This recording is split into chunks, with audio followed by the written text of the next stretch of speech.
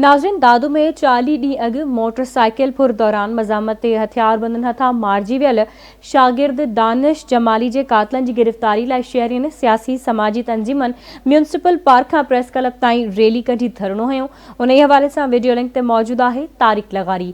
जी तारिक।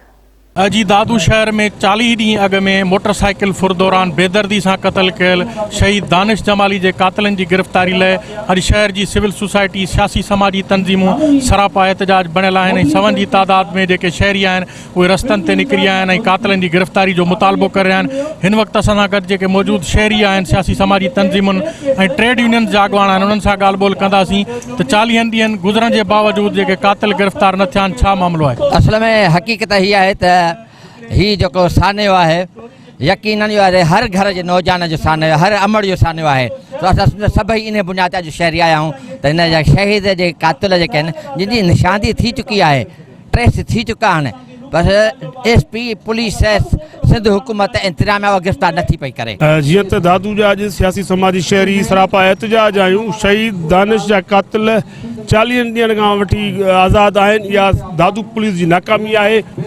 असीं समझूं था तो दादू के अंदर वरी बदअमनी की बाह भड़की रही है। को भी मानू, को भी शहरी महफूज ना है। असां मुतालबो कयूं था हिकदम शहीद दानिश जा कातिल गिरफ्तार किया वञनि, न त ॿी सूरत में असां कराची प्रेस क्लब ते एहतजाज कंदासीं। दुख जहिड़ी ॻाल्हि आहे, सॼो शहर गॾु थियो आहे।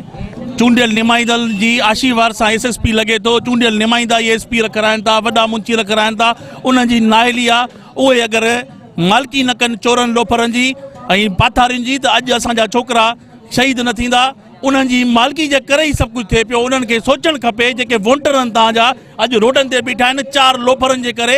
तव्हां माण्हू खे हिकिड़े स्कूटर फुरण वारे खे तव्हां उन्हनि जा मां वकील आहियां, मां तव्हांखे ॿुधायां थो, इहे ई माण्हू अगरि जेके चोरनि लोफरनि जी वकालत कनि था, चोरनि लोफरनि खे ताड़नि था, छॾाइनि था, पैसे जो बि रखाइनि था, इन्हनि जे करे ही अॼु छोकिरा शहीद पिया थियनि। असां इहो चवंदासीं SSP कातिलनि खे गिरफ़्तार करे इंशाअल्लाह असांजी कोर्ट उन सां इंसाफ़ कंदियूं। दादू शहर में 40 ॾींहं अॻु मोटरसाइकिल फुर दौरान हथियारबंदनि जी फायरिंग में शहीद थी वियल दानिश जमाली जे कातिलनि जी गिरफ़्तारी लाइ एहतजाज कंदड़ शहरियुनि, सिविल सोसाइटीअ जे अॻवाननि पारां मुतालबो कयो वियो आहे त शहीद दानिश जमाली जे कातिलनि खे फौरी तौर ते गिरफ़्तार करे अदालतुनि में पेश कयो वञे, सख़्तु सज़ाऊं ॾिनियूं वञनि त जीअं अहिड़े क़िस्म जे वाक़िअनि खे रोके सघिजे।